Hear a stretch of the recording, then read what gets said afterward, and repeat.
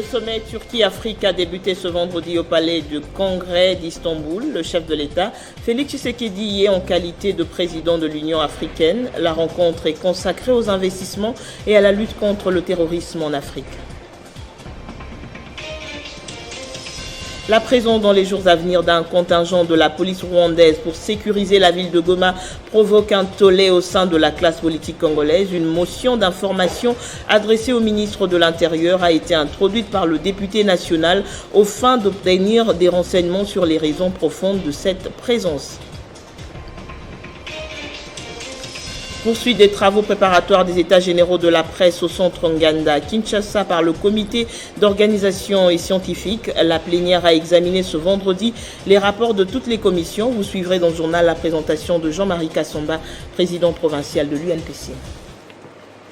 Merci de nous rejoindre sur Télé 50 pour la grande édition du journal. Début ce vendredi de la 3e édition du sommet Turquie-Afrique. L'événement se déroulera sur 2 jours au palais de Congrès d'Istanbul et sera marqué par des rencontres consacrées aux investissements et à la question du terrorisme en Afrique. Le chef de l'État, Félix Tshisekedi, y est en sa qualité de président de l'Union africaine. Après l'entrée des troupes ougandaises sur le sol congolais, la probable présence de la police rwandaise à Goma fait réagir la classe politique congolaise. Pour voir clair sur ce dossier, le député national Jean-Baptiste Kassekwa a adressé une motion d'information au vice-premier ministre en charge de l'Intérieur, Daniel Asselo, avec comme question principale comment expliquer la présence des éléments de la police étrangère en RDC. 13 décembre 2021, signature d'un pacte de coopération entre la police nationale congolaise et celle du Rwanda. Le pacte a été signé à Kigali, au Rwanda. Pour connaître les contours de cet accord, le député national Jean-Baptiste Mouindo Kassekwa a déposé une question d'actualité au vice-premier ministre, ministre de l'Intérieur, Daniel Asselo. Pour ce faire, cet élu de Goma a articulé ses préoccupations autour des questions pertinentes. Nous décidons d'aller faire venir une police étrangère sur notre sol. Est-ce que le ministre, et c'est pourquoi je l'appelle, il devrait venir nous expliquer, est-ce que le coût du maintien de la présence de la police rwandaise sur notre sol est inférieur au coût de la dotation de notre police? Comme l'entrée des troupes ougandaises sur le sol congolais, l'opposant Martin Fayoulou fait remarquer que l'installation de la police rwandaise tend à officialiser la balkanisation du pays. Il a fait connaître dans un tweet où il demande au peuple congolais de refuser la présence des policiers rwandais à Goma. Cette présence, comme celle de l'armée ougandaise, viole la souveraineté de notre pays et tend à officialiser sa balkanisation. Une position partagée totalement par le président de l'Union démocratique africaine originelle, UDA en sigle, André Claude Lubaya, qui considère la décision des autorités congolaises comme un renoncement dangereux à la souveraineté du pays. Il dit la sécurité publique et la défense de l'intégrité du territoire sont des missions régaliennes irréfragables de l'État. Elles ne peuvent être ni aliénées ni sous-traitées. C'est un renoncement dangereux qui nuit vivement à notre souveraineté. Fin des citations.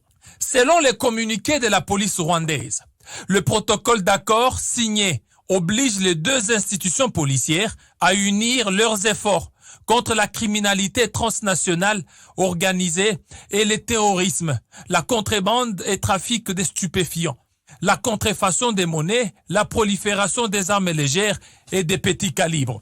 Conformément aussi à l'accord du 13 décembre, la police rwandaise et celle de la RDC vont établir une unité opérationnelle conjointe à Goma afin de collecter des informations sur les activités terroristes dans la région.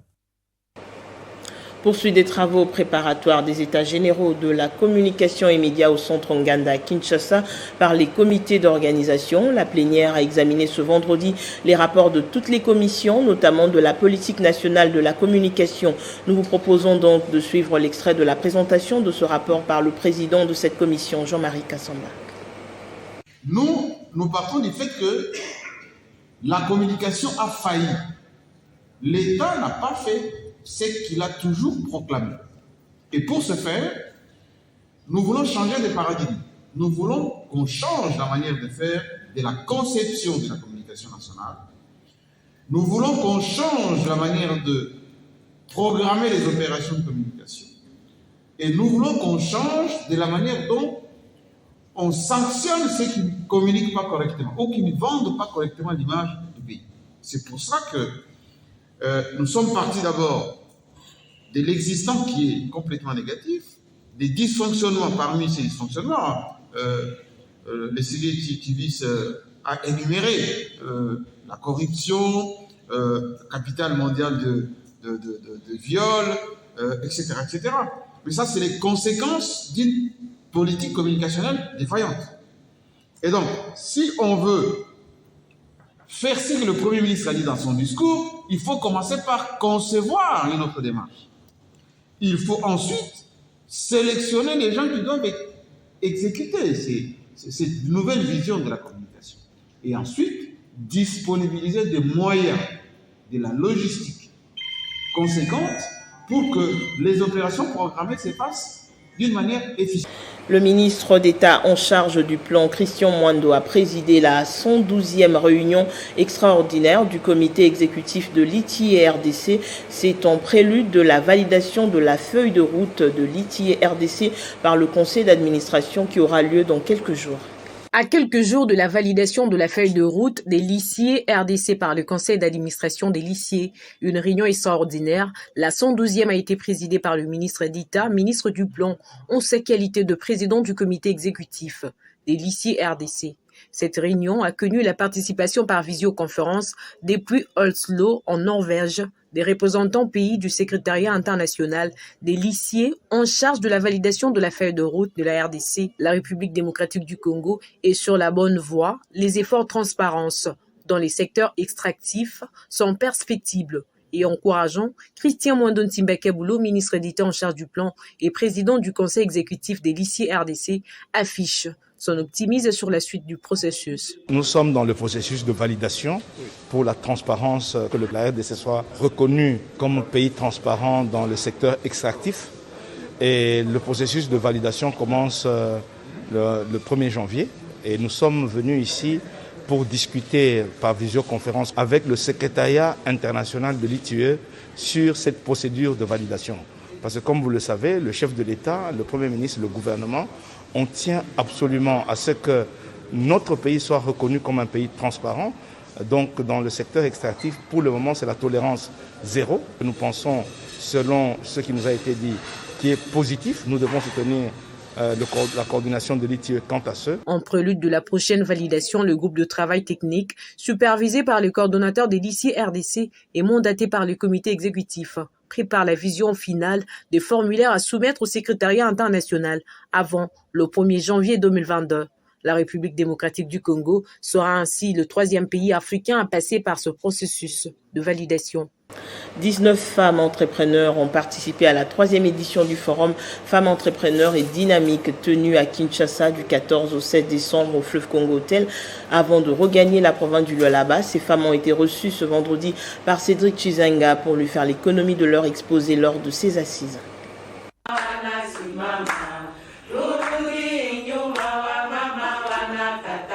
Elles sont toutes entreprenantes et dynamiques, ces femmes venues des Kolwezi et des autres territoires de la province du Lualaba qui ont pris part aux assises de la 3e édition des femmes entreprenantes et dynamiques, une organisation internationale qui rassemble des femmes qui œuvrent dans différents secteurs. Ce vendredi 17 décembre, ces femmes ont été reçues en audience par Cédric Chizenga, un des notables katangais qui s'est fait accompagner de la députée Isabelle, élue des Dilolo, à qui elles ont présenté les différents projets qu'elles ont exposés lors de ces assises. Et les fruits que nous transformons, c'est bio, c'est sans conservateur, c'est naturel.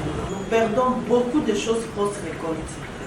Alors c'est mieux que vous nous accompagniez. Très réceptif, Cédric Chizenga Kapumba, qui soutient déjà les hommes et les femmes à travers la fondation Nogref, a promis d'accompagner ces femmes dynamiques dans leurs projets prometteurs qui visent à rendre les femmes autonomes et indépendantes. Satisfaites de cette rencontre, ces femmes qui ont apporté quelques présents ont remercié vivement Cédric Chizenga de l'attention leur accordée tout en espérant voir leur projet se concrétiser.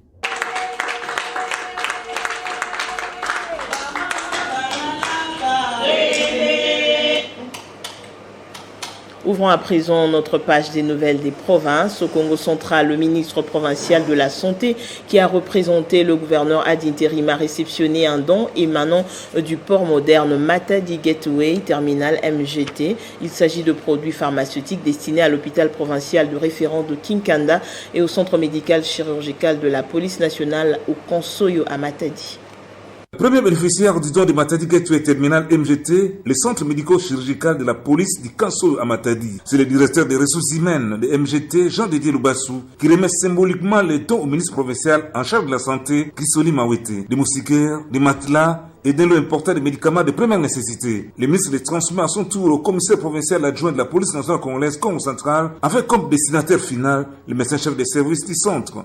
Chrysoli Mawete rassure sur la qualité des produits pharmaceutiques reçus. Je suis très heureux que MGT est parti s'approvisionner au niveau de Kameko, parce que la qualité au moins est assurée. Le social fait partie des activités menées par MGT, outre celles liées à la manutention, au chargement et au déchargement des navires en tant que port moderne. Nous avons reçu une demande de l'hôpital de la police. L'hôpital de la police qui ne reçoit pas seulement les policiers, qui reçoit aussi les civils. Donc nous n'avons pas hésité lorsque nous avons reçu la demande du colonel à agir, même si c'est la fin de l'année.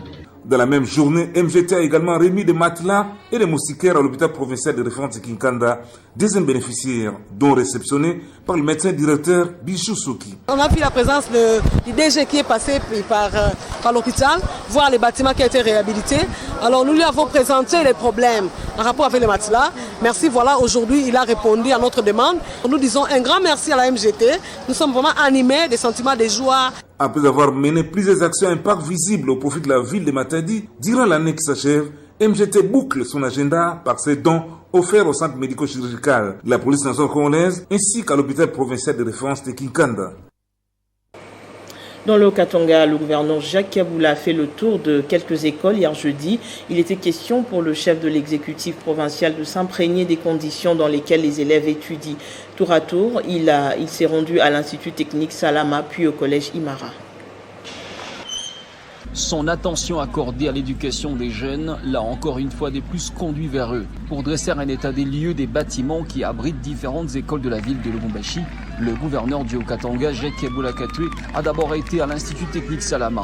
Enthousiasmé de voir l'assiduité de ces jeunes apprenants, l'autorité provinciale les a exhortés à travailler dur, car l'avenir de cette province en dépend. C'était avant de faire le tour des ateliers où certaines machines sont en panne, tandis que d'autres ne sont presque pas utilisées par manque d'électricité, a dit le père Isaac Kamimba, directeur des études, chose qui fragilise bien entendu les activités des élèves techniciens, a-t-il poursuivi. Le gouverneur a dit avoir pris bonne note de toutes ces doléances.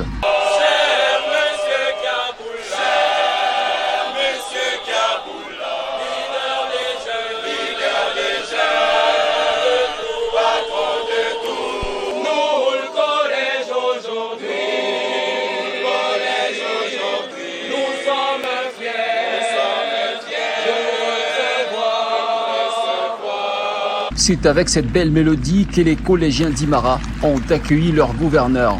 Ici, le chef de l'exécutif provincial a constaté que les bâtiments qui logent la direction des disciplines de cette structure éducationnelle présentent des grandes fissures de haut en bas. Alors avant que le pire n'arrive, le gouverneur Jacques Kaboula Katoué a promis d'agir dans l'urgence. Pour commencer, une équipe d'experts passera justement pour étudier la faisabilité afin de redresser ce bâtiment construit en 1912, bien avant de se séparer d'avec les collégiens d'Imara. Le premier des Haut-Katangais a couché quelques mots dans les livres d'or du collège. Et dans le Haut-Lomami, le projet d'édit budgétaire exercice 2022 vient d'être déclaré recevable ce vendredi au cours de la séance plénière de ce jour. 25 députés ont voté pour cette recevabilité en attendant son adoption après examen approfondi par le groupe paritaire. Le projet d'édit budgétaire pour la province du Haut-Lomami exercice 2022 vient d'être déclaré recevable au cours de la séance plénière présidée ce vendredi 17 décembre 2021 par Madame la Présidente de l'Assemblée provinciale, l'honorable Yumba Kalenga Mushimbi Isabelle, Après avoir suivi du haut de la tribune les brillantes interventions du gouverneur Aïka Bamba Ilunga Wabatame Anani qui ont rencontré les préoccupations des élus légitimes du peuple soulevées lors de la présentation de cet édit 2022 à la séance plénière du mardi 14 décembre 2021. J'ai noté l'intérêt manifeste de doter notre province d'un budget réaliste. Convaincu de l'intervention et de la volonté du représentant du chef de l'État en province, Kabamba Ilunga Wabatame, 25 députés présents dans la salle ont voté pour la recevabilité de cet outil qui dote le moyen pour la politique de la province qui s'élève au montant de 134 milliards 868 millions 600 747,88 francs congolais.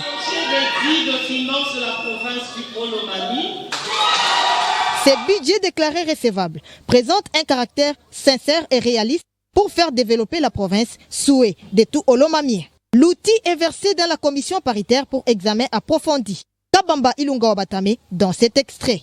Des impressions de survie parce que je sens que la province du Olomami renaît. Les honorables députés qui sont les autorités budgétaires ont fait montre d'une grande maturité politique. Et si nous continuons de la sorte, eh bien, le Olomami sera la Suisse du Congo. J'ai toujours dit qu'il faut l'amour et l'unité. Nous devons bannir la haine. Nous devons bannir le triomphalisme.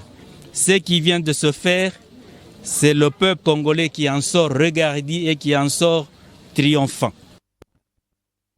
Au Nord Kivu, pour lutter contre la 4e vague de la Covid-19, la ville de Goma dispose désormais d'une clinique médicale moderne dénommée Centre de diagnostic EANO avec des équipements répondant aux normes internationales pour réaliser des analyses pour les voyageurs, mais également pour d'autres maladies. Situé au quartier Les Volcans en plein centre-ville de Goma, ce centre de diagnostic ENAYO, inauguré à Goma, vient soulager tant soit peu les souffrances de la population qui avait beaucoup de mal à se procurer dans un bref délai un test Covid-19 pour voyageurs. Désormais, selon Damas Lushima, coordonnateur du dit centre, avec ces équipements de dernière génération, on peut avoir un test Covid-19 pour voyageurs dans moins d'une heure. Les centres de diagnostic EANO dispose des machines PCR de la firme Bodytech, marque coréenne, capable de réaliser des analyses en DA 1 heure pour les tests Covid voyage. Nous ajoutons dans les spécimens de certificat du test Covid la photo de la personne testée et QR code en vue d'éviter la piraterie. Les résultats sont automatiquement envoyés dans l'adresse email de la personne testée, suivie d'une alerte par messagerie mobile après la validation de son résultat. Il s'agit d'un véritable ouf de soulagement pour la population du Nord Kivu, a dit Priska Luanda, qui a représenté l'autorité provinciale à cette cérémonie. Je pense à cette occasion, toute la population du Nord Kivu sera au courant de l'installation de ces centres et nous appelons aussi tout le monde de venir à ces centres pour passer les examens comme ça a été dit par les coordonnateurs de ces centres. Le temps le plus fort a été la coupure du ruban symbolique pour ainsi inaugurer le centre de diagnostic ENAYO et la visite guidée de quelques locaux et les équipements de dernière génération y installés. On reste toujours au Nord Kivu. Le maire de la ville de Goma, François Kabé, a procédé ce vendredi à la clôture de l'atelier de renforcement des capacités des transitaires en douane venus des postes frontaliers de Bunagana, Ishasha dans le territoire de Rutshuru. Pendant 20 jours, ils ont suivi une formation sur l'annonce de la marchandise dispensée par l'OGEFREM, le contrôle pour la conformité par l'OCC et le dédouanement par la DGDA. Pacheco Kavundam.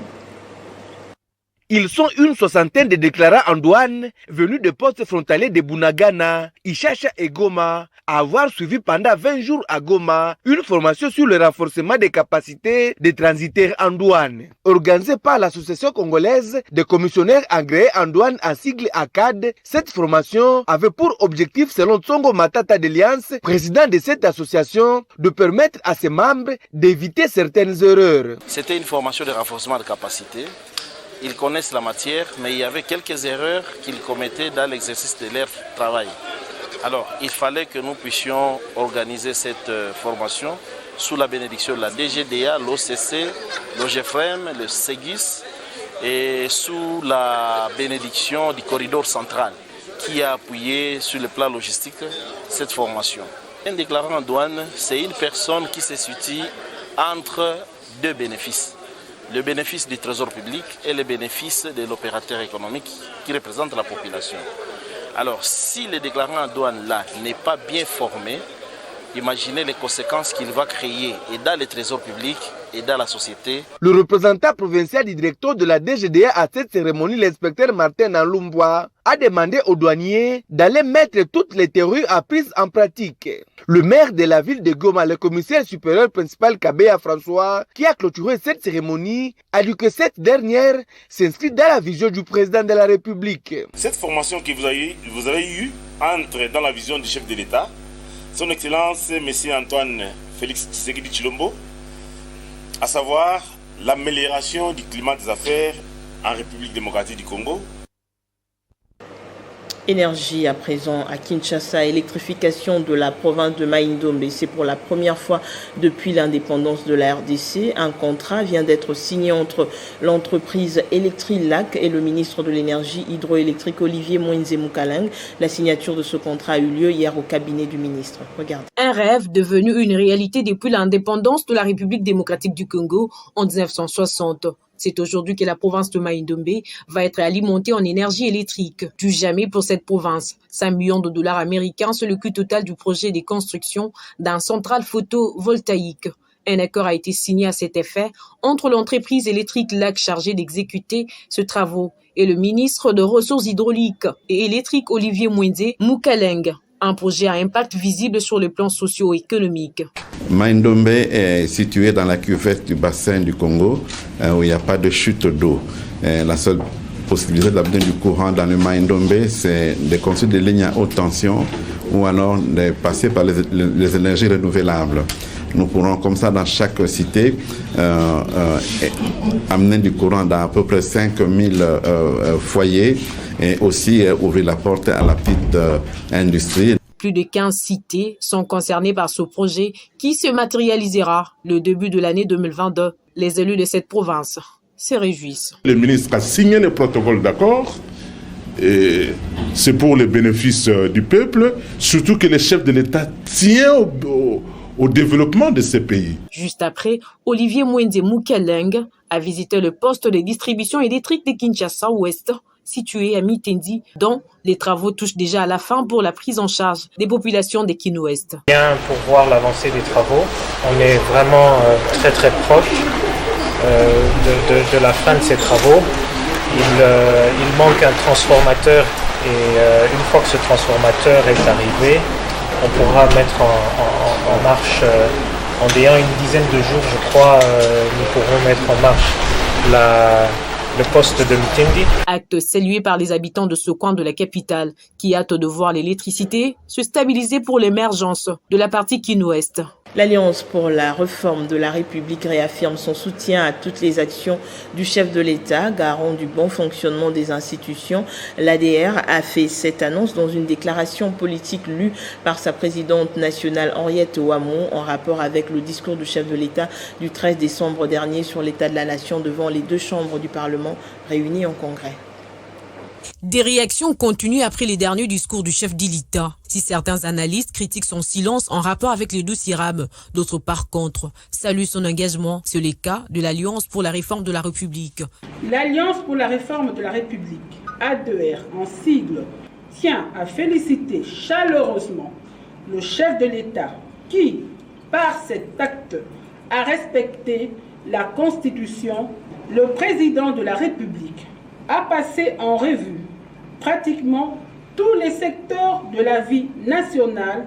Le chef de l'État a évoqué l'attention particulière qu'il accorde aux questions environnementales, d'autant plus qu'il a présenté la RDC comme pays solution aux enjeux irrelatifs. Par ailleurs, l'ADR a noté avec satisfaction l'intérêt qu'accorde le chef de l'État à la question relative à la masculinité positive. Son Excellence Félix Antoine Tshisekedi Tshilombo ne s'est pas réfugié dans une langue de bois. L'ADER appuie sa détermination à rétablir la paix dans notre pays. L'ADER a noté, avec un sens profond de responsabilité, la détermination qui anime le président de la République à mener une lutte acharnée contre la propagation de la pandémie de Covid-19. L'ADER, regroupement politique, membre de l'Union sacrée de la nation, a particulièrement apprécié l'engagement du chef de l'État qui tient à l'organisation des élections dans les délais constitutionnels. Dans son adresse à la nation, Félix Tshisekedi avait dénoncé la campagne de dénigrement de certains Congolais dans la lutte contre l'insécurité et a annoncé en même temps son engagement dans l'amélioration du climat des affaires. Et avant de boucler ce journal, sachez que l'école Béré vient de bénéficier d'une bibliothèque moderne, œuvre de la Fondation Chantal Pembe qui veut par cette action booster l'éducation des plus petits. La cérémonie inaugurale a eu lieu ce vendredi en présence du bourgmestre de la commune de Limete. C'est une 3e bibliothèque inaugurée ce jour par la Fondation Chantal Pembe. Le bourgmestre de la commune de Limete, qui a pris part à cette cérémonie, a coupé le ruban symbolique, marquant ainsi le début des activités au sein de ce bijou. Pour Chantal Pembe, présidente de la fondation qui porte son nom, cette action vise à contribuer à la formation des enfants. La cérémonie de ce jour traduit notre engagement citoyen à contribuer aux défis de l'éducation en République démocratique du Congo, notamment dans l'amélioration de la qualité de l'enseignement, afin d'inculquer aux élèves congolais les bases nécessaires répondant véritablement aux besoins et enjeux de notre pays. Dans le souci d'accompagner la vision du chef de l'État, son Excellence Félix Antoine Tshisekedi Tshilombo, sur la gratuité de l'enseignement, la Fondation Chantal Pembe a voulu apporter sa petite pierre à l'édifice en réintroduisant des bibliothèques dans les écoles, mais surtout en particulier dans les quartiers les moins favorisés. Le directeur général du groupe des écoles Béré a pour sa part salué le dynamisme de la Fondation Chantal Pembe en partenariat avec la Fondation Olangui. La Fondation Chantal Pembe, qui ne compte pas s'arrêter là, lance un appel aux personnes de bonne foi pour soutenir l'éducation des enfants. Donc notre but à nous, c'est de pouvoir redonner goût à la lecture et en réimplantant des bibliothèques dans les écoles, mais en particulier dans des quartiers les plus défavorisés. Écoutez, nous sommes à la recherche des partenaires pour stimuler l'initiative. Place à présent au rappel des principaux titres. Le sommet Turquie-Afrique a débuté ce vendredi au palais de congrès d'Istanbul. Le chef de l'État, Félix Tshisekedi, y est en sa qualité de président de l'Union africaine. La rencontre consacrée aux investissements et à la lutte contre le terrorisme en Afrique. La présence dans les jours à venir d'un contingent de la police rwandaise pour sécuriser la ville de Goma provoque un tollé au sein de la classe politique congolaise. Une motion d'information adressée au ministre de l'Intérieur a été introduite par le député national aux fins d'obtenir des renseignements sur des raisons profondes de cette présence. Poursuite des travaux préparatoires des États généraux de la presse au centre Nganda à Kinshasa par le comité d'organisation. La plénière a examiné ce vendredi les rapports de toutes les commissions.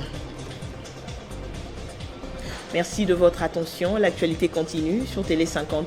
Excellent début de week-end.